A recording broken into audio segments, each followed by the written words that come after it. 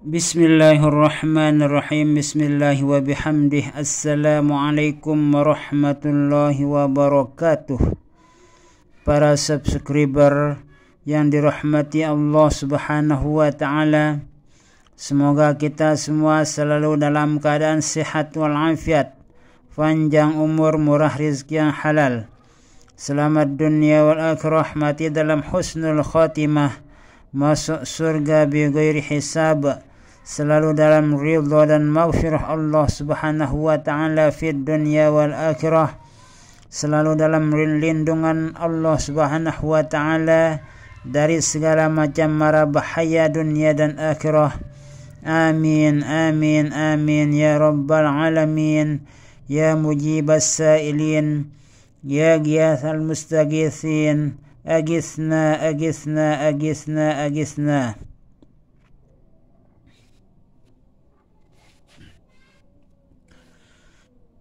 Saya kembali menyampaikan penjelasan tentang Benteng Abdul Majid yang pernah diijazahkan oleh Al-Maghfurlah Bapak Maulana Syekh Tuan Guru Ki Haji Muhammad Zainuddin Abdul Majid Pancar, yang diwakilkan kepada Bapak Koordinator Pusat Jamaah Wirid Khusus Nahdlatul Watan, yaitu Tuan Guru Ki Haji Muhammad Muhsin Makbul Kota Raja. Namun dalam kesempatan ini saya akan menjelaskan kaifiat atau cara-cara dalam mengamalkan Benteng Abdul Majid tersebut. Kemudian insyaallah nanti akan saya jelaskan juga bagaimana cara penggunaan dari wirid Benteng Abdul Majid tersebut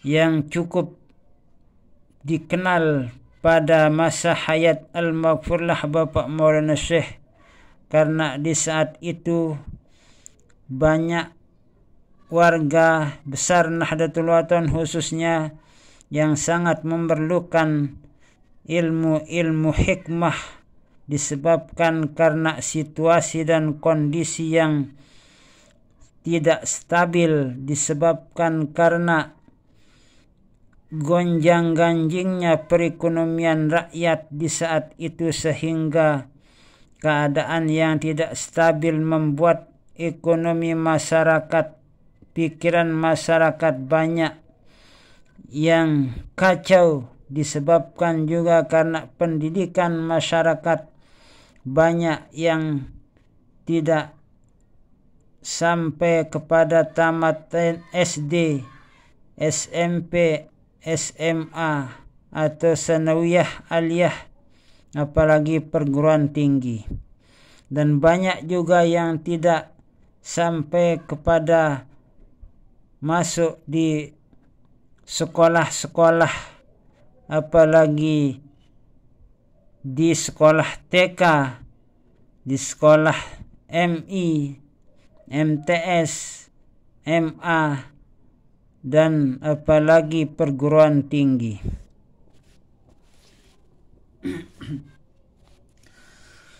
Sebelum saya menjelaskan kaifiat atau cara mengamalkan Benteng Abdul Majid ini, perlu juga saya sampaikan kepada para jamaah, khususnya para subscriber dimanapun berada, kalau ada yang belum menerima ijazah dari Benteng Abdul Majid ini, jangan sekali-kali coba untuk mengamalkan Benteng Abdul Majid, disebabkan karena kalau belum menerima ijazah dari Benteng Abdul Majid ini atau ilmu-ilmu hikmah yang pernah diijazahkan oleh Al-Maghfurlah Bapak Maulana Syekh Tuan Guru Ki Haji Muhammad Zainuddin Abdul Majid Pancar maupun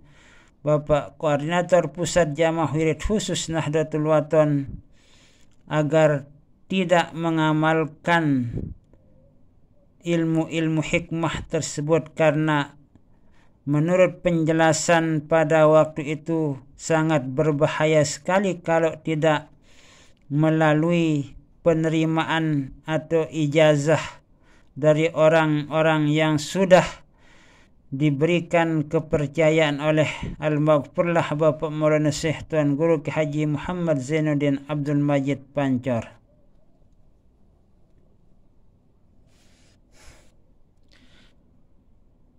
Di sini wirid yang pertama yaitu suratul Fatihah. Suratul Fatihah yang 11 kali ini diniatkan sesuai dengan apa yang diniatkan oleh Al-Maghfurlah Bapak Maulana Syekh Tuan Guru Ki Haji Muhammad Zainuddin Abdul Majid Pancor. Itu niat kita membaca suratul Fatihah yang 11 kali sebelum kita membaca suratul Fatihah yang 11 kali itu. Kemudian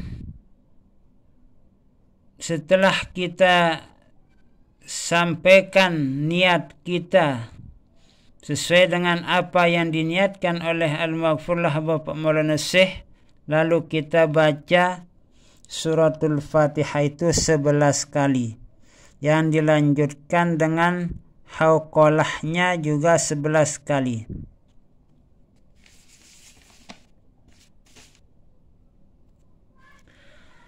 Yang selanjutnya zikir Allahu Akbar 7 kali pada takbir pertama itu.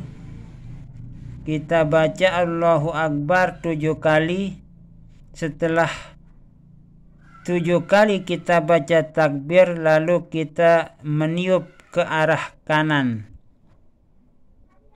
Ke arah kanan kita yang sedang duduk membaca benteng Abdul Majid tersebut. Lalu dilanjutkan dengan kalimat aqulu ala nafsi sampai alfa alfi alfi. Kemudian takbir yang kedua juga 7 kali. Setelah cukup 7 kali, kita tiup ke arah kiri kita, ke muka, ke depan, bukan ke kiri. Jadi takbir pertama 7 kali, lalu kita tiup ke kanan kita. Kemudian takbir kedua 7 kali kita tiup ke depan kita. Dilanjutkan dengan aqulu ala nafsi sampai alfa alfi alfi. Yang ketiga takbir 7 kali kita tiup ke kiri. Dilanjutkan dengan aqulu ala nafsi sampai alfa alfi alfi. Yang keempat takbir 7 kali. Setelah itu kita tiup ke belakang kita. Dilanjutkan dengan aqulu ala nafsi sampai alfa alfi alfi. Yang kelima takbir 7 kali, lalu kita tiup ke atas. Dilanjutkan dengan aqulu ala nafsi sampai alfa alfi alfi. Kemudian yang keenam takbir 7 kali, kita tiup ke bawah, menghadap ke bawah. Lanjutkan dengan aqulu ala nafsi sampai alfa alfi alfi. Kemudian takbir yang ketujuh itu, setelah 7 kali kita membaca takbir, kita lanjutkan dengan aqulu ala nafsi sampai alfa alfi alfi. Setelah kita baca alfa alfi alfi itu, kita kunci dengan La haula wa la quwata illa billahil aliyyil azim. Cara menguncinya itu kedua buah tangan kita itu harus kita kencangkan dan telapak tangan kita itu harus digenggam, bergenggam. Jadi caranya itu harus telapak tangan itu dengan genggaman yang kuat.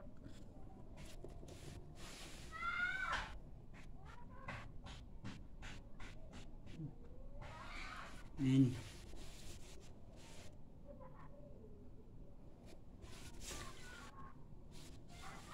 Jadi harus dengan menggenggam. Di saat kita menggenggam itu, ibu jari kita itu jadi dalam dan jari-jari yang lain itu ada di bagian luar, baik tangan kiri maupun tangan kanan. Kemudian kita kencangkan kedua buah tangan kita itu sambil kita tarik kedua tangan kita itu dengan menarik napas dan secara bersilang kedua tangan kita itu menuju ke dada kita. Hanya satu kali. Itulah cara mengunci atau menarik kuncian dari benteng Abdul Majid itu pada bacaan yang ketujuh, takbir yang ketujuh, tapi setelah kalimat alfa alfi alfi itu kita kunci dengan kalimat la haula wa la quwata illa billahil aliyyil azim.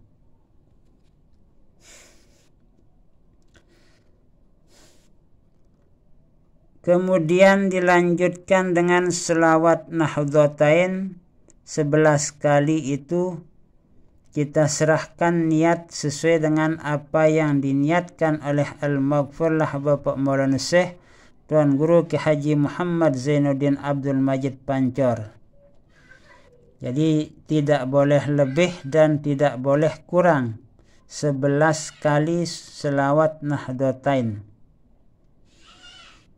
Kemudian dilanjutkan dengan Fatihah yang 7.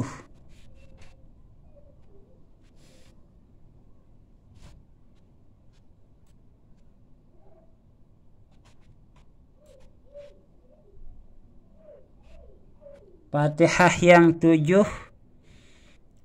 Fatihah yang pertama itu kita niatkan untuk Rasulullah Sallallahu Alaihi Wasallam. Kita niatkan di atas kita. Fatihah yang pertama untuk Rasulullah SAW di atas kita. Kemudian Fatihah yang kedua diniatkan untuk ibu kita di kanan kita. Yang ketiga, Fatihah yang ketiga itu kita niatkan untuk bapak kita di sebelah kiri kita. Keempat atau Fatihah yang keempat itu kita niatkan kepada Bapak Maulana Syekh Tuan Guru Ki Haji Muhammad Zainuddin Abdul Majid Pancor di depan kita. Yang kelima atau Fatihah yang kelima itu kita niatkan untuk Bapak Tuan Guru Ki Haji Muhammad Muhsin Makbul di belakang kita. Dan Fatihah yang keenam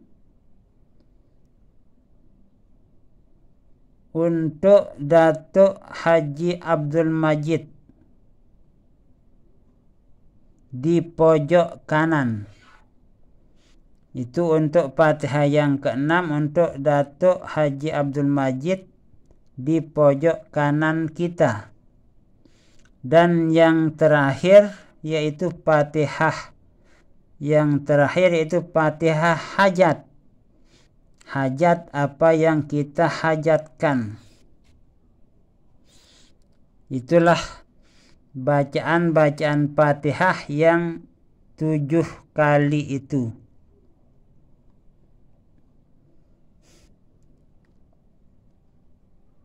Jadi di saat kita membaca Fatihah itu, kita harus, misalnya Fatihah yang pertama itu untuk Rasulullah SAW di atas kita. Kita harus menghadap ke atas sambil membaca Fatihah. Kemudian Fatihah yang kedua untuk ibu kita di kanan kita. Kita membaca Fatihah ke arah kanan kita sambil menghadap ke kanan. Demikian juga Fatihah yang ketiga, keempat, kelima, dan keenam. Jadi harus kita sambil menghadap di mana petunjuk bacaan Fatihah itu, kita membaca Fatihah ke hadapan sana.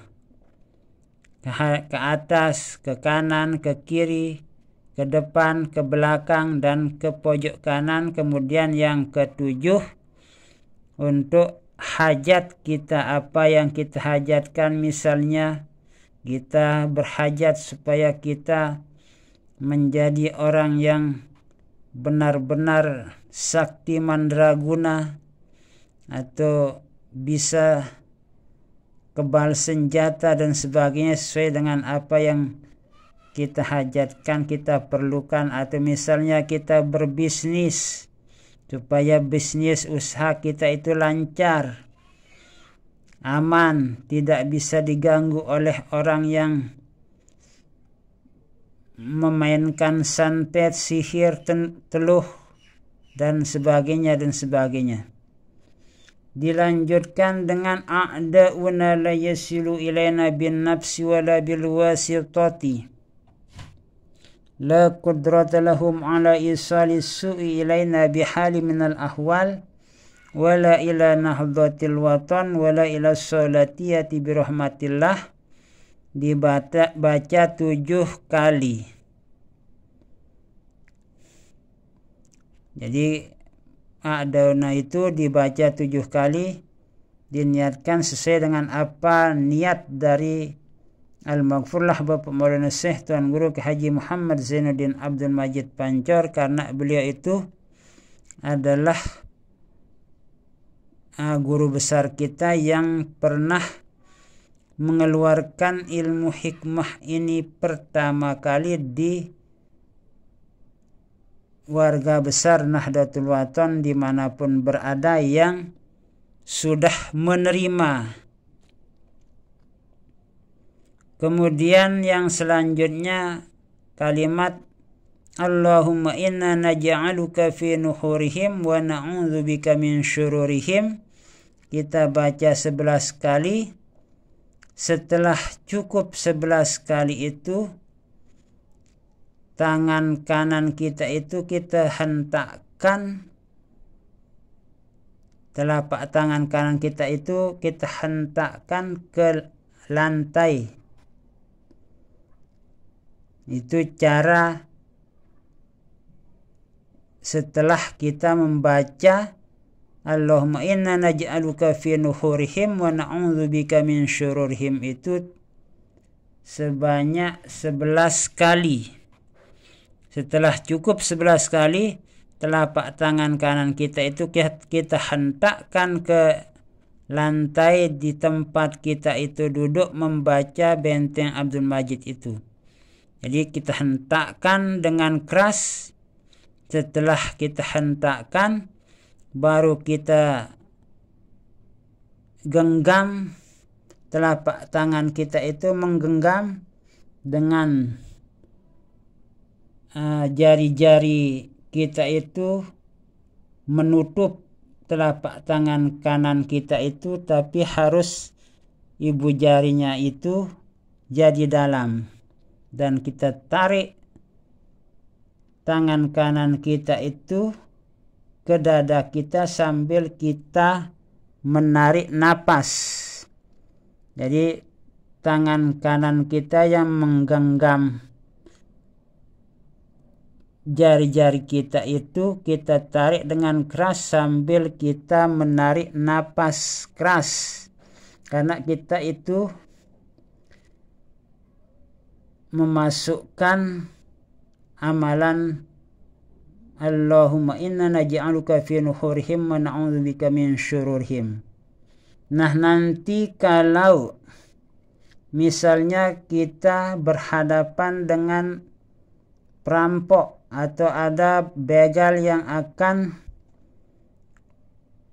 melawan kita, merampok kita di depan atau di tempat kita bekerja, dimanapun kita dibegal oleh seseorang, bacalah kalimat Allahumma inna naj'aluka fi nuhurihim wa na'udzubika min syururihim. Tapi harus kita niatkan agar orang yang akan membegal kita itu agar menjadi patung, tidak bisa bergerak.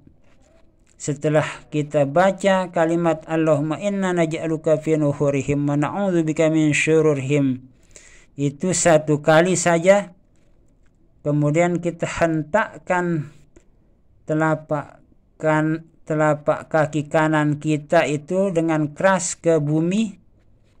Kemudian kita tarik tangan kanan kita itu yang menggenggam jari-jari kita itu sambil menarik napas. Dan kita tarik ke arah dada kita itu dengan niat agar tidak bisa bergerak orang-orang yang akan membegal kita itu. Jadi otomatis nanti mereka itu akan menjadi patung. Tapi tangannya yang menggenggam itu jangan dilepas. Sebab kalau kita lepas, berarti kita melepas ikatan para pembegal itu. Jadi nanti setelah kita berada di tempat yang aman, baru kita lepas genggaman tangan kita itu. Jadi kalau kita sudah merasa aman, artinya ada orang lain yang akan kira-kira bersama kita, baru bisa kita lepas. Karena nanti kalau kita tidak lepas kuncian dari kalimat tersebut, mereka akan diam selamanya di tempat mereka itu mau membegal. Nah, itulah salah satu kelebihan dari kalimat Allahumma inna naj'aluka fi nuhurihim wa na'udzubika min syururihim itu, tapi harus dengan kaifiat yang saya sebutkan tadi. Itulah caranya.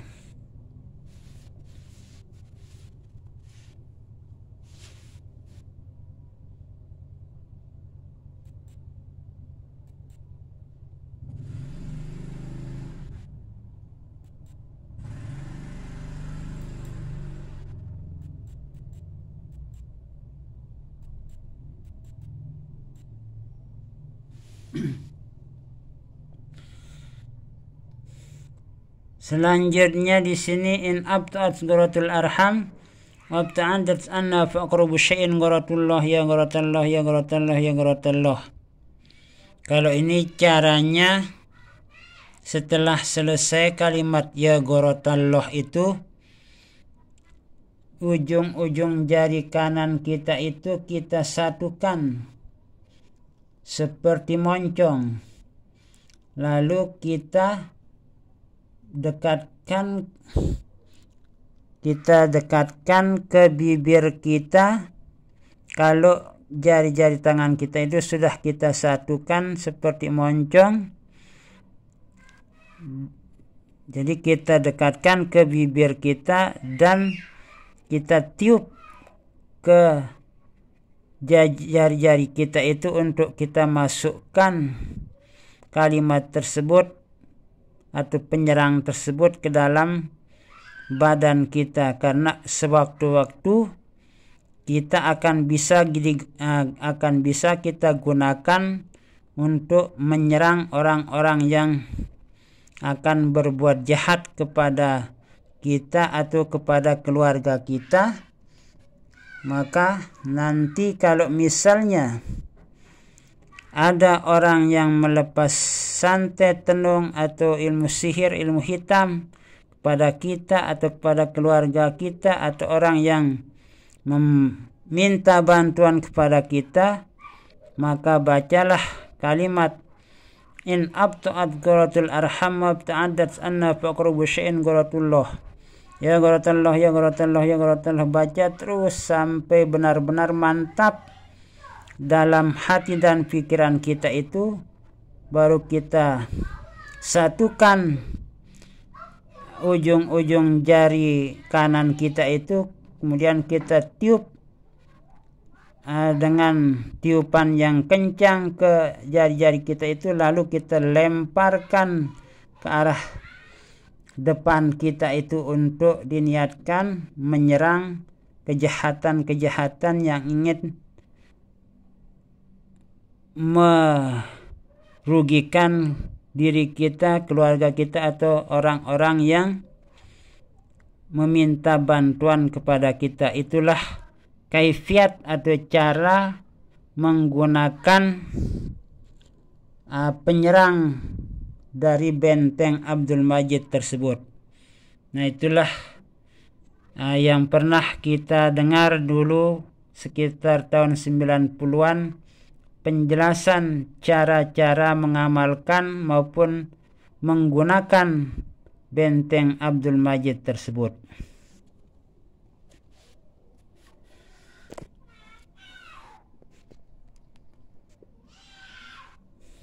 Lalu kemudian di sini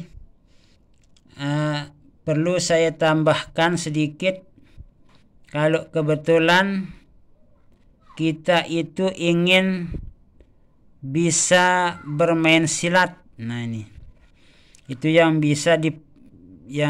biasa dipraktikkan pada masa tahun 90-an itu sama orang-orang yang telah menerima benteng Abdul Majid itu. Banyak yang melatih silat dengan silat otomatis dari benteng Abdul Majid.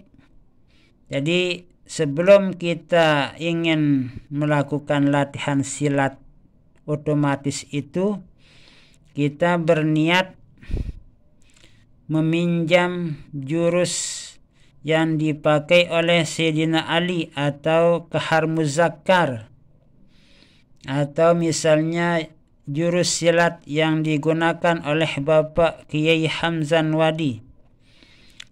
Saya ingin menggunakan atau mempraktikkan jurus silat Kahar Muzakkar dengan berkat kekeramatan guru besar kami, yaitu Bapak Maulana Syekh Tuan Guru Ki Haji Muhammad Zainuddin Abdul Majid Pancor.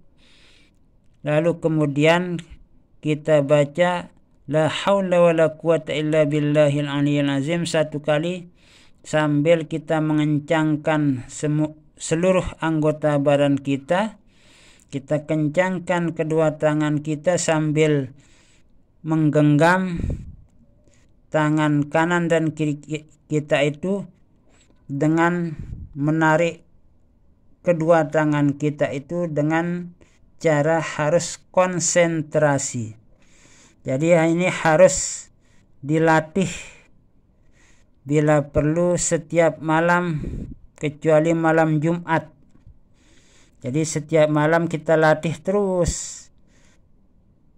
Tapi kalau malam Jumat itu tidak diperbolehkan untuk latihan, karena itu larangan bagi orang-orang atau jamaah pada masa hayat Al-Maghfurlah Bapak Maulana Syekh dulu.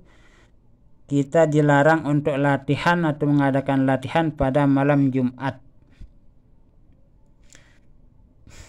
Sebab para auliaullah yang mengawasi kita di saat latihan itu sedang konsentrasi pada wirid-wirid beliau secara berjamaah di Gunung Rinjani, karena para wali itu tempat berkumpulnya pada malam Jumat di Gunung Rinjani.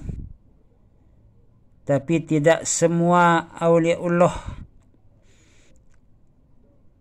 Jadi wali-wali yang sudah ditugaskan untuk mengawasi para jamaah yang latihan benteng itu, latihan silat benteng itu sedang berkumpul untuk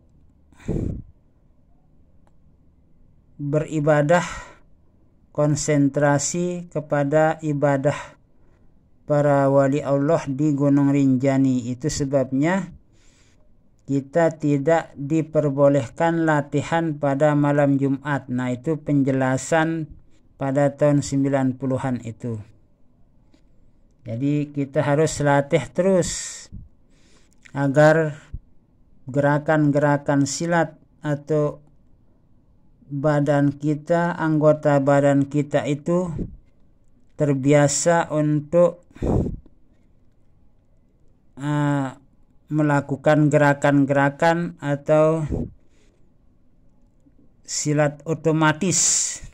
Begitu ada serangan secara spontan atau yang disebut dengan gerak refleks, karena kita sering melatih anggota badan kita itu sehingga timbul gerak refleks untuk menangkis serangan-serangan tersebut.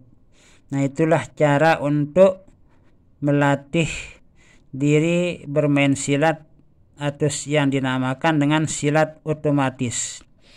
Nah, sekedar itulah penjelasan dari Benteng Abdul Majid.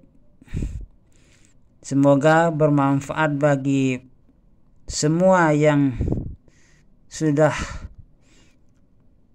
menerima ijazah khususnya, dan yang ingin menerima ijazahnya silahkan datang menemui Zuriat Al-Maghfurlah Bapak Maulana Syekh, baik Ummi Rauhun maupun Ummi Rehanun Zainuddin Abdul Majid Pancor, dan juga kepada Zuriat dari Bapak Koordinator Pusat Jamaah Wirid Khusus yang sedang mengijazahkan atau sudah siap untuk mengijazahkan ilmu-ilmu hikmah tersebut.